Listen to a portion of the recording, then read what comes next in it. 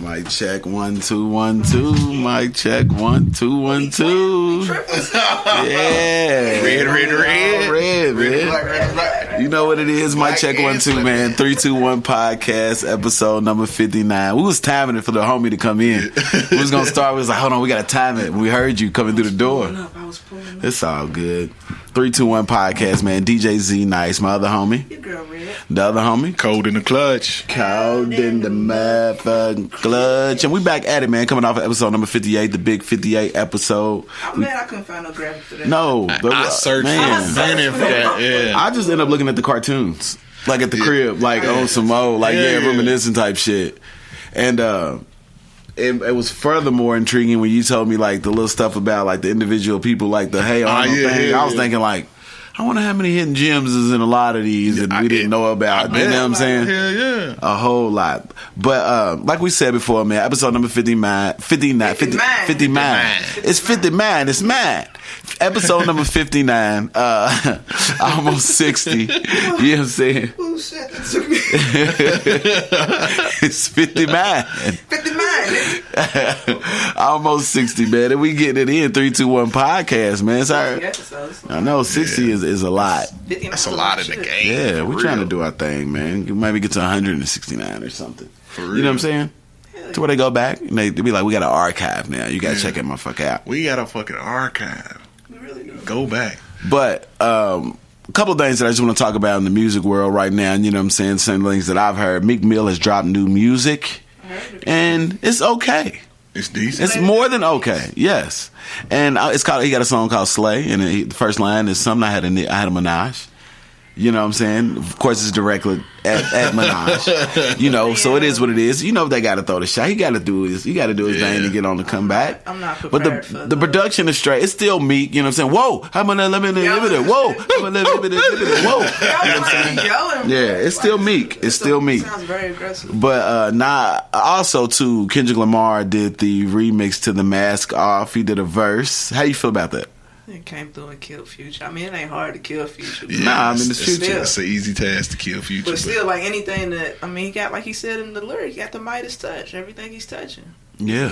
He's good. I just think it's what he was talking about. It wasn't like when I heard it, I was like, oh. No, it was the actual, like, content of what you what he was speaking. Like his flow on there, too. On that particular song, because that song is a heavy drug. Song, and that's he true. Just came through. He's like, I'm not gonna rap about Percocet. shit that I don't participate in, don't necessarily agree with.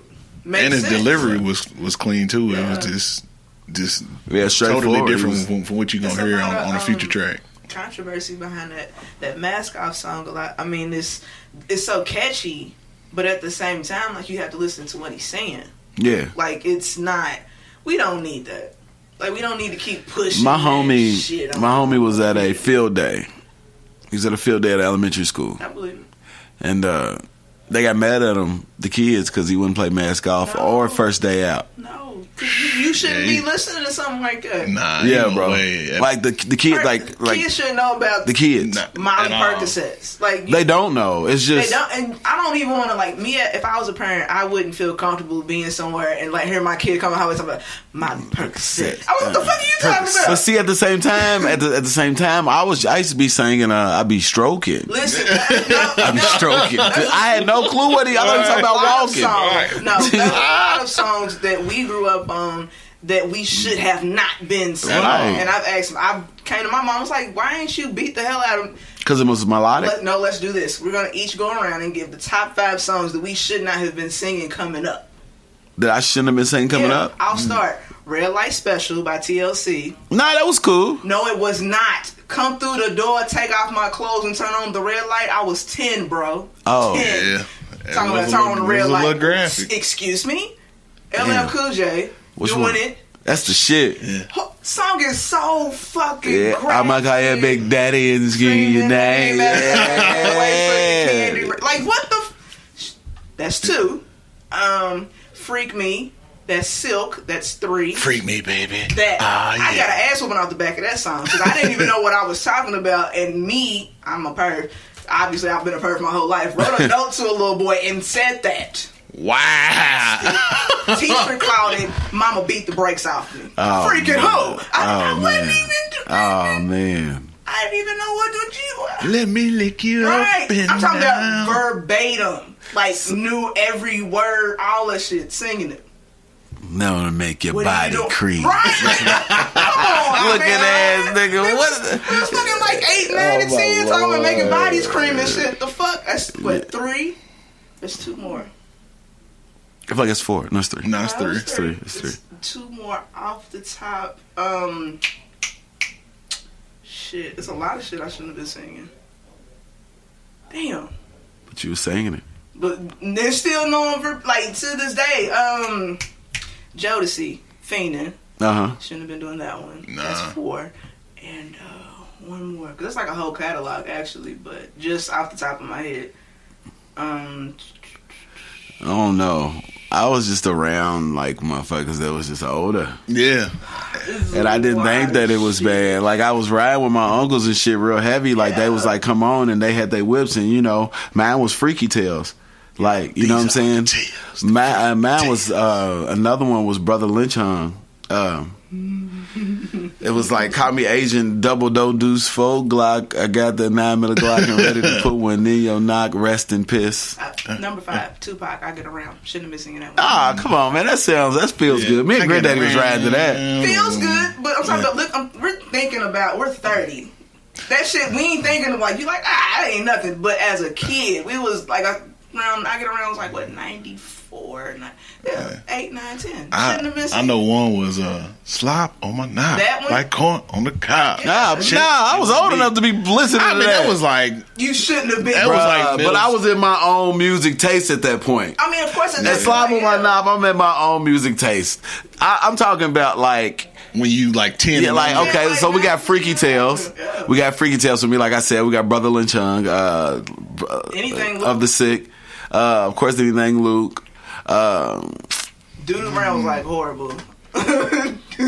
Hydraulics, all this shit was just, you should not have been rapping that shit just so effortlessly. I don't know, but see, I guess, bro, I ain't gonna front. Like this is real spiel. Like in my household, it was acceptable.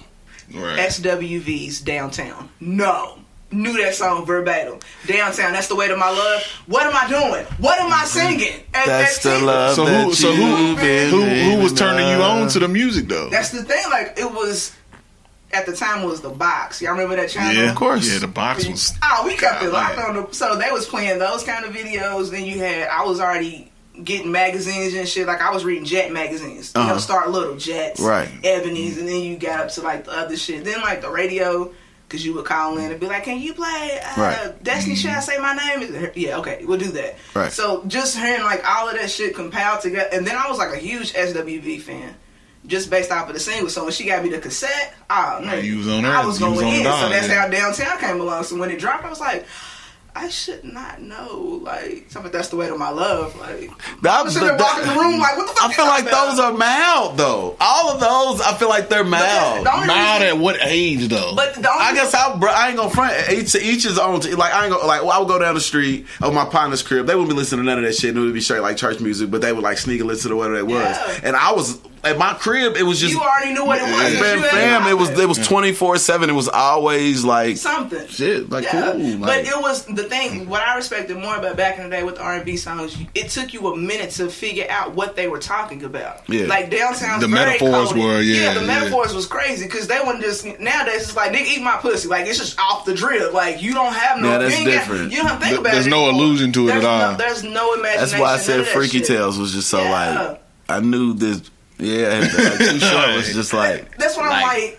Compared to like down the line now, everything is just it's exactly what it is. Like this is what eat my booty like about. groceries. Right, like all that shit. I was cleaning up and they was outside in the backyard and we just came from Cincinnati. Now Snoop Dogg's, I was in middle school though, and Snoop Dogg albums came out, you know what I'm saying, when he was in No Limit. And that Wolf motherfucker, I was playing it over and over and over again. My grandmother was like, if you don't cut that shit the fuck off, like, why are you still listening? But it was so hard. Wow, wow, wow. Do. Come on, bro. That shit is on point. So Woof motherfucker, I guess that I shouldn't have been. But like I said, my uncle was a DJ, and there was a lot of stuff that he was already like listening to that I was, like the Inspector Decks, the Wu-Tangs, the AZs, the, you know what I'm saying, the Shines. Like I remember he turned me on to Jay-Z, the In My Lifetime Volume 1, you know what I'm saying? I seen Reasonable Doubt from him, you know what I'm saying, on the VCI tape. Like Backstage, the movie, I was on it. Man. Like everything, like maybe I was just fucking exposed to too much shit early. But nowadays they were super coded, you know what I'm saying? Because if we take it a generation back, even like at our point in time when we were, you know, 9, 10 or whatever else, if we go 2 decades or a decade back, then you have like 70s. So with that being said, you know, listen to some Stevie, like Stevie, but some of that shit was like still like it was, but like that was even coded. They were Rick James. I thought Mary James was a Mary James was a girl. Me too. Yeah. Yeah, like we in love with Mary. Like he really likes her. She's my main thing. He makes her feel okay. Yeah, man, that's a hell of a broad right there. That's all right. But I mean, I would, you know what I'm saying, agree that the music, you know what I'm saying, now is a little bit more. It's kind of like, yo, you can't even play the clean versions of music because they still know what it is. Well, one thing that I noticed with Mask Off, when I listen to it on one station, it won't say Percocet, Molly Percocet. And then it'll come in on the Mask Represent. Yeah. And then on the other station, it'll be like Percocet, Molly Percocet. So I'm like, why? You know, well, if you notice, I mean, from a DJ standpoint, not to cut you off, when it first came out, they had a clean version. It was just the cussing that was taken out of it. You know what I'm saying? Like, even now on the radio, you could say ass. Yeah. You can say shit on BET. Yeah. I was shocked. Bullshit. I was like, yeah. So you, what am I watching? It came out, and I remember getting it and wanted to play it because I knew it was high. It was it was just shit. So I made a clean I made a clean version. Yeah. Made the clean version, and still was like, damn, this is not gonna fly. Yeah. Because the Percocet, Molly Percocet. Right. So we played it or whatever in that mix, and then like within a week or later, that version I heard was out. Yeah. But the thing about it, like those elementary school kids that you said, I guarantee you, there's some of those kids that know what Molly and Percocets are. I guarantee you, like, for sure. More than why? More than a little. You know why? Because they can Google it. Yeah, they can Google it. They like literally, fam. Like, what is that? Oh, I don't know what it is. I can take to Google. Like, that's their source, so they'll check it out.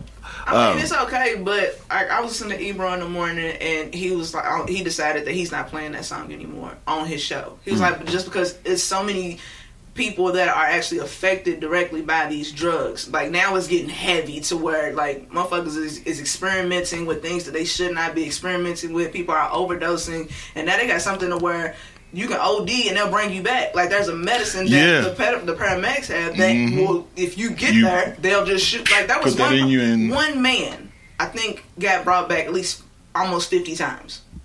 Like, what are you doing? Like, every time, like, back in the day when you overdosed, that was it. You overdose, you were gone. Now they got something that can save your life, but now that they know that, now I can get as high as I want to, and you're going to save my life, and I'm going to come back, and I'm going to get high again. So to push the drug culture, you know, further than it needs to be, it's already in the streets. We don't need the music to start influencing the weak minded. That's what that is. Do you think there's a science behind, like, an agenda behind pushing that song so out there to where it's, I watched on Instagram the other night, Future was at the Barclays Center, and it's fucking 75,000 people. Percocet, Molly Percocet. If you beat that in your head, like, you actually gonna have motherfuckers out here taking a Molly Percocet. Just off. One is a up, one is a down. You are fucking your body up. Like, it's one thing, like, personally, okay, I smoke weed. I drink. That's it. Mm-hmm. That is the sense of my vices or anything else. And I've told my mom, because I didn't want to. She see me smoking weed. She started getting worried. I'm like, listen, I don't like shit up my nose. That would never happen. Right. Needles on my body is only applying ink. So everything, like, I am completely fine. I'm not one of the people like, oh, I want to get higher than I already am. I'm not chasing a high. Like, if I get high, that's cool. That's what I was getting at. That's fine. I said, but everybody ain't like that.